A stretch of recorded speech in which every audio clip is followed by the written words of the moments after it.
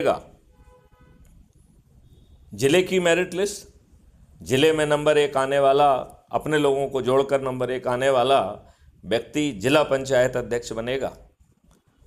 प्रांत की merit list, प्रांत में नंबर 1 आने वाला व्यक्ति अपने ही लोगों को जोड़कर, ये जोड़ने के जो नंबर मिल रहे हैं और जो शपथ लेने के नंबर मिल रहे हैं और जो प्रति रविवार को इकट्ठे होने के नंबर मिल रहे हैं, इसके आधार पर जो मेरिट लिस्ट बनेगी, प्रांत में नंबर 1 आने वाला व्यक्ति प्रांत का मुख्यमंत्री होगा।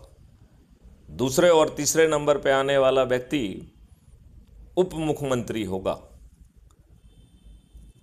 चूँकि प्रत्येक राज्य की जनसंख्या अलग अलग है, लिहाजा 15 से 45 के बीच में आने पर वह राज्य सरकार का मंत्री बनेगा।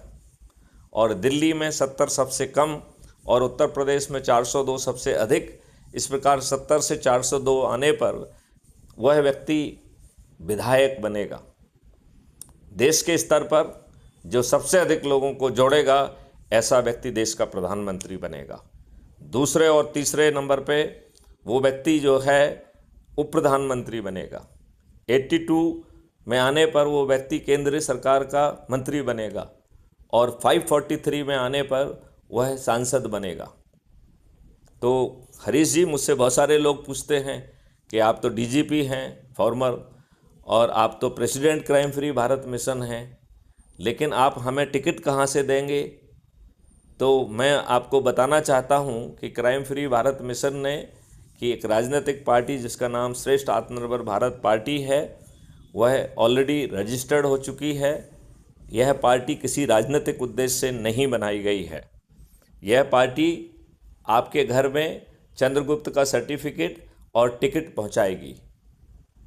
अब दूसरा सवाल लोग बाग पूछते हैं कि साहब हम जीतेंगे कैसे?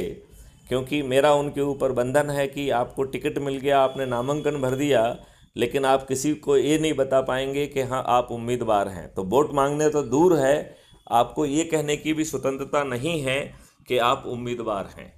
तो लोग बाग मुझसे पूछते हैं कि साहब जब हम ये भी नहीं बताएंगे कि हम उम्मीदवार हैं तो हमें वोट कैसे मिलेंगे? तो मैं समझाना चाहता हूँ, इसके दो पक्ष हैं।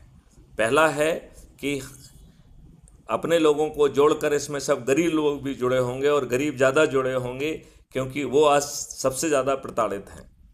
लिहाजा हम निर्देश देंगे अपने 100 करोड़ लोगों को कि यदि ये राजनेता आपके पास पहुँचें और आपको दारू, फ्रीबी, साड़ी, मुर्गे जो भी बांटें, भर भर के लूट लो, क्योंकि ये इन राजनेताओं के पिताजी का